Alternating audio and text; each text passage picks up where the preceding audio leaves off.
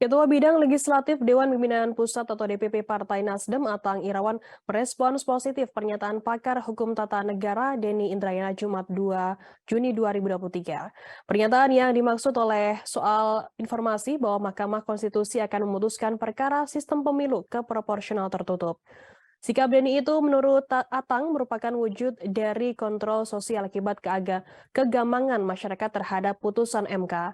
Menurutnya hal ini merupakan kelaziman dalam negara demokrasi di mana otoritas tertentu dipantau oleh rakyat melalui opini dan kritik. Atang menyebutkan bahwa ada apa yang dinyatakan oleh Denny Indrayana tidak terkait dengan membocorkan rahasia negara. Terlebih Hakim MK belum melakukan rapat permusyawaratan hakim atau RPH terkait dengan putusan tersebut.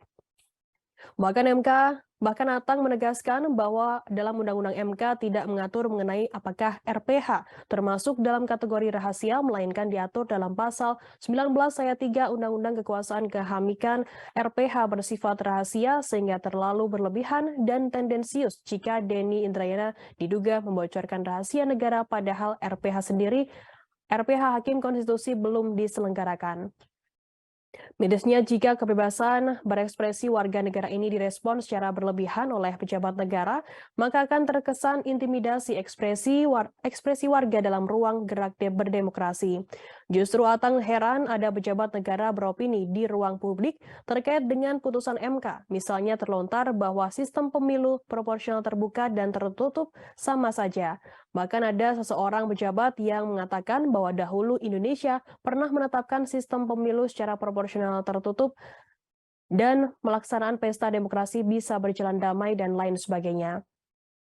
Lebih lanjut, Atang juga menjelaskan bahwa ada kekhawatiran publik atas putusan MK tentang sistem pemilu, apalagi Hakim MK selalu beropini dalam persidangan yang seharusnya Hakim MK hanya berpendapat pada saat RPH. Publik juga khawatir meskipun pasal 22E ayat 6 Undang-Undang 1945 mengisyaratkan urusan pemilu termasuk sistem pemilu adalah urusan pembuat undang-undang, dengan kata lain open legal police perumus undang-undang. Ditambah lagi ujar Atang bahwa MK pernah menguatkan sebelumnya terhadap sistem proporsional terbuka yang diatur dalam pasal 5 ayat 1 Undang-Undang Nomor 10 Tahun 2008 melalui putusan MK Nomor 22 hingga 24 garing PUU strip 6 Romawi garing 2008. Apalagi tegas Atang, sistem pemilu adalah sistem yang bersifat alternatif, bisa proporsional tertutup dan atau terbuka, bahkan kombinasi atau varian lain, sehingga hal yang bersifat alternatif seharusnya tidak diputus oleh MK seperti halnya pilkada yang dinyatakan bersifat demokratis dalam Undang-Undang Dasar 1945.